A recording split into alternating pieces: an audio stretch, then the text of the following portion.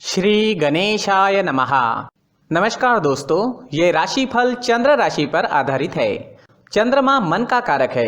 हमारे मन पर जो भी उतार चढ़ाव आते हैं वो चंद्रमा की स्थिति लेकर आती है और इस वजह से चंद्रमा की पोजीशन हमारे रोज के जीवन को बहुत ज़्यादा प्रभावित करती है और इसके अकॉर्डिंग हमारा दिन अच्छा या बुरा जाता है।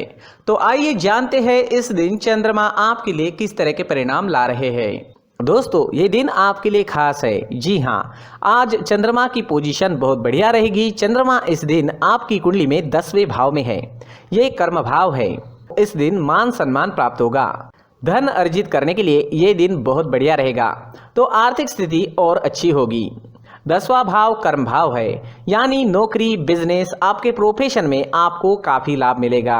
नए मौके भी मिल सकते हैं। काम का बोझ आप पर जरूर रहेगा और उस वजह से शायद थोड़ी एनर्जी की कमी भी महसूस हो सकती है, लेकिन अंततः रिजल्ट्स आपके ही पक्ष में रहेंगे। दोस्तों, एक बात याद रखें, चंद्रमा कर्म भाव में होने के कारण आपको कर्म पर विश्वास करना होगा।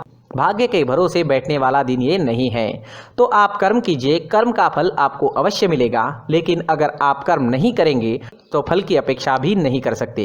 इस समय में निवेश करना अच्छा रहेगा। निवेश से फायदा होने के योग बन रहे हैं। कोई जोखिम भरा फैसला भी ले सकते हैं। ये समय आपके फेवर में है। सारी अड़चने व सारी परेशानियां जो आपको सता रही थी वो नहीं रहेगी। सारे काम आसानी से पूरे हो जाएंगे। सारे पेंडिंग काम पूरे करने के लिए ये समय काफी सही है। अगर कोई सरकारी काम रुका हुआ है तो उसे जल्द से जल्द पूरा करें, सफलता मिलेगी। नए दिन आपके जीवन में नए रास्ते खोल सकता है। आपकी तरक्की के नए रास्ते खुल सकते हैं। बस आपको सही दिशा में कर्म करना है और खुद पर विश्वास रखना है।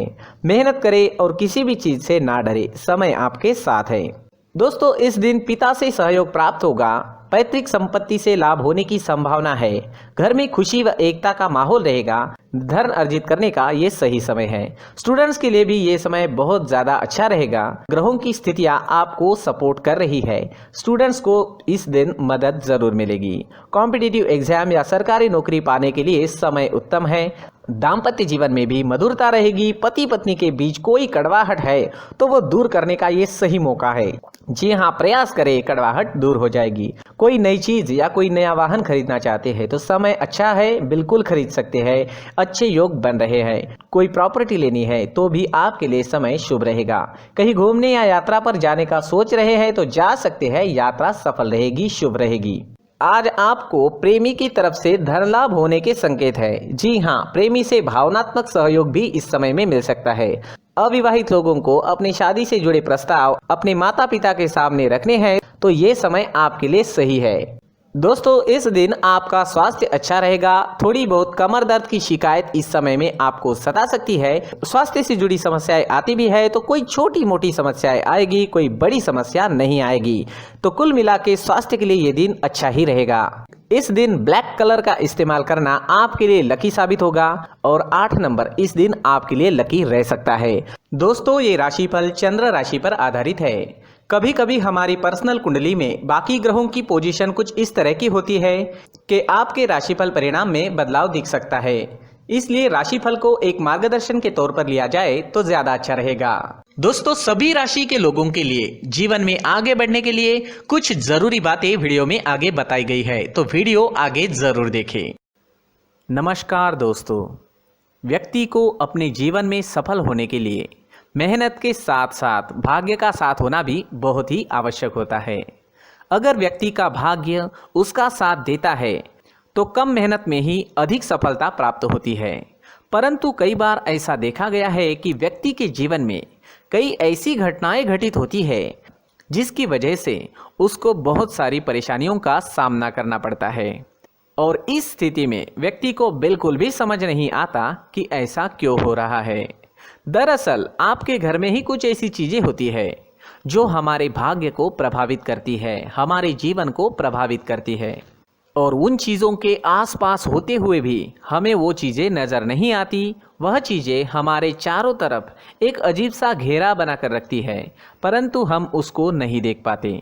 इन चीज़ों से हमारे घर में और हमारे जीवन में नकारात्मकता फैलती है, जिसकी वजह से हमें नुकसान उठाना पड़ता है, जिसकी वजह से हमें भारी नुकसान उठाना पड़ता है। हम पूरी तरह से कंगाल हो सकते हैं। हम सोचते हैं हमारे जीवन में हमारी ग्रोथ नहीं हो रही है, लेकिन हम इन चीज़ों पर ध्यान नहीं देते। तो दोस्तों, इन चीज़ों पर ध्यान देना ज़रूरी है और वो चीज़ें अब मैं आपको बताने जा रहा हूँ। अगर आप कहीं बाहर से आते हैं और अपने जूते चप्पल इधर उधर कहीं भी उतार देते हैं तो ये अशुभ होता है, क्योंकि इधर उधर जूते चप्पल उतारने की आदत की वजह से आपको अपने जीवन में आगे बढ़ने में रुकावटें उत्पन्न होती है। इससे उन्नति में बाधा आती है। इसलिए आप अपने जूते चप्पलों को उनकी जगह पर ठीक प्रकार से रखें। दोस्तों, काफ़ी लोगों को इस तरह की आदत होती है, कहीं से भी बाहर से आते हैं, कहीं भी जूते चप्पल फेंक देते हैं, कहीं पर भी उतार देते हैं। कुछ लोग तो घर के एंट्री के मेन डोर के सामने ही जूते या चप्पल डायरेक्टली उतार देते हैं। ये तो बहुत ही गलत है। साथ ही कुछ लोग जूते चप्पल उल्टे रख देते हैं, उस पर ध्यान नहीं देते। लेकिन इन चीज़ों पर ध्यान देना बहुत ज़रूरी होता है और जूते चप्पल हमारे जीवन को बहुत ज़्यादा प्रभावित करते हैं। दोस्तों, ध्यान रखें, जूते चप्पल हमेशा साफ सुथरे रखें और उनको उनकी जगह पर रखें। उनके लिए एक स्थान बनाएं, उस स्थान पर रखें। अगर कोई व्यवस्था उनके लिए की है तो बहुत ही अच्छी बात है, वहां पर उन्हें रखें, साफ सुथरा रखें। जूते चप्पलों को उनकी जगह पर कुछ इस तरह से रखें कि वो देखने में भी अच्छी लगे।